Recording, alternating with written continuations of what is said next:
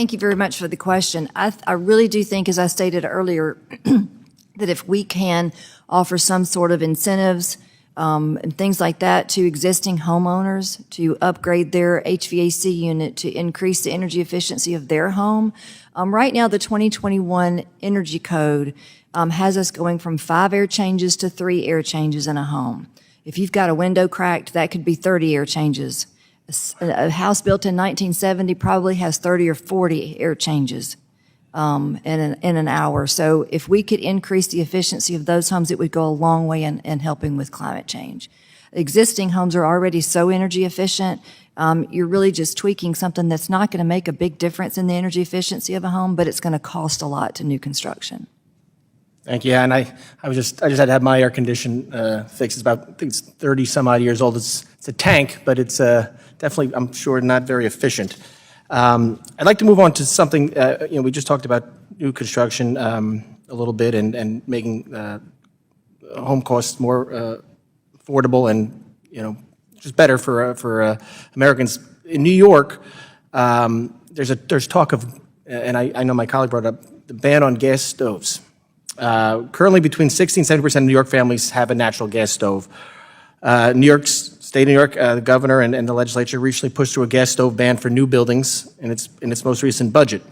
This first-in-the-nation ban will increase energy costs for New Yorkers, stress the electric grid, and eliminate consumer choice, all while having a minimal environmental impact.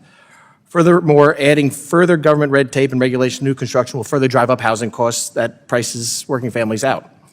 Unfortunately, we're seeing this same ill-advised policies pushed on the federal level as well, with recent efforts from the Department of Energy and Consumer Product Safety Commission. How do these efforts, Ms. Huey, affect the housing industry, and if implemented, would these efforts drive up costs on Americans? Thank you again, sir, for the question. Many home buyers want gas stoves in their homes, and I know that I do. As a home builder, I believe it is my job to provide my customers with appliances of their choice. Gas stoves are used by 40 million homes nationwide and have proven to be safe and efficient appliance of choice for families for well over a century. The recent push from federal agencies to regulate gas stoves will drastically limit their availability across the country. Recently, I built a home last year or I guess in the last 6 months, for someone, custom home, and she loves to cook, put a gas, wanted the gas stove, and we're walking through, going through the walkthrough, and she looked at me and she said, "Is the government really going to take my gas stove from me?"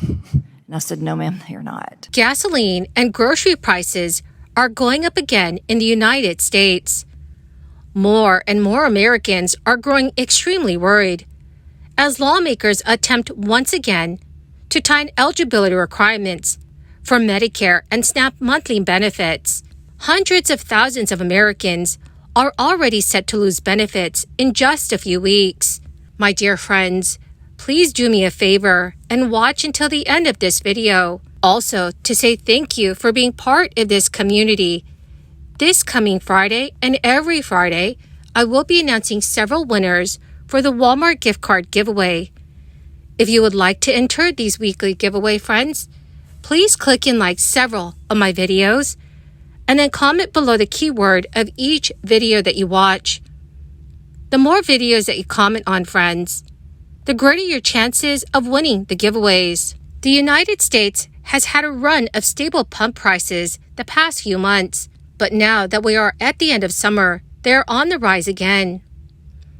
According to AAA, gas prices can go up for a variety of reasons, and they can be subject to rapid and sometimes unpredictable changes. In the past month, they have climbed up almost 30 cents higher to an average of $3.83 per gallon throughout the nation. As far as this summer's fluctuations are concerned, there are several culprits responsible for the increase. Gasoline prices often rise during peak driving seasons, such as the summer, when more Americans are going on road trips and traveling. Demand for gasoline increases substantially. The price of crude oil has gone up from approximately $70 per barrel 1 month ago to its recent tag of $80 per barrel. Prices are going up partly because the third largest oil-producing country in the world has decided to slash production beginning in August. Speaking of cuts in production, Saudi Arabia, which is the world's second biggest producer of oil, also announced they were lessening their oil exports last month in an attempt to keep prices elevated. The country said they would continue with reduced production until the end of next month. So any disruptions in the supply of crude oil or gasoline can lead to higher prices. This can include events such as natural disasters like hurricanes that disrupt oil production and refining. However, this summer, extreme weather takes part of the blame.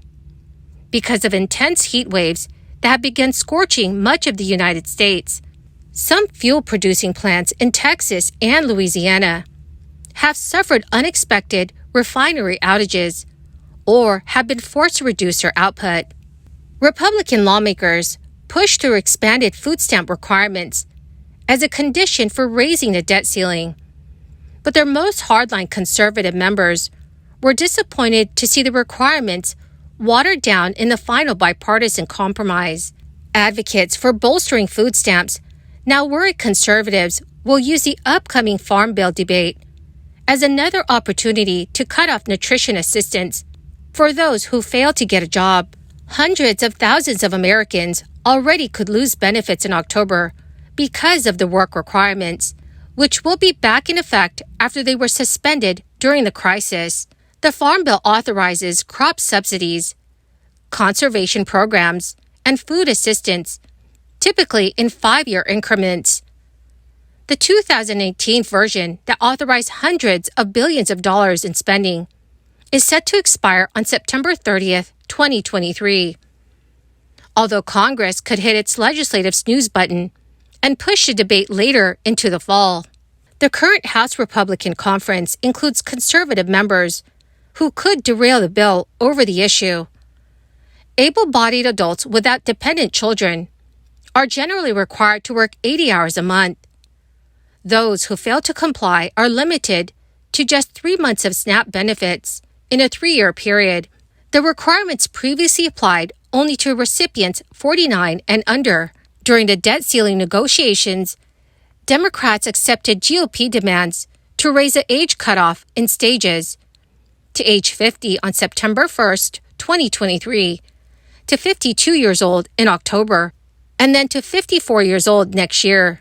The higher cutoff will put almost 1 million people ages 50 to 54 years old at great risk of losing food assistance unless they meet the work requirement. In exchange for raising the age cutoff, Democrats want exemptions for veterans, people who are homeless, and young individuals who have aged out of foster care. The exemptions will probably translate into more people being eligible for benefits and lead the federal government to spend more on the program. Some of the most hardline House conservatives cited that analysis as part of many reasons they voted against it. GOP Representative Chip Roy noted the Congressional Budget Office's estimate that the net effect of the SNAP changes would cost taxpayers an additional $2 billion over a decade. So, dear friends, what are your thoughts about the changes to the SNAP program? Please leave your thoughts in the comment section below. Well, my greatest and most amazing friends, that is the end of my daily stimulus update video for this evening. My dear friends, this coming Friday, I will be announcing more winners for the Walmart gift card giveaway. Please make sure that you enter these weekly giveaways by clicking and liking several of my videos, and then comment below the keyword of each video that you watch. The more videos that you comment on, friends, the greater your chances of winning these giveaways. Thank you and have a wonderful and very blessed week.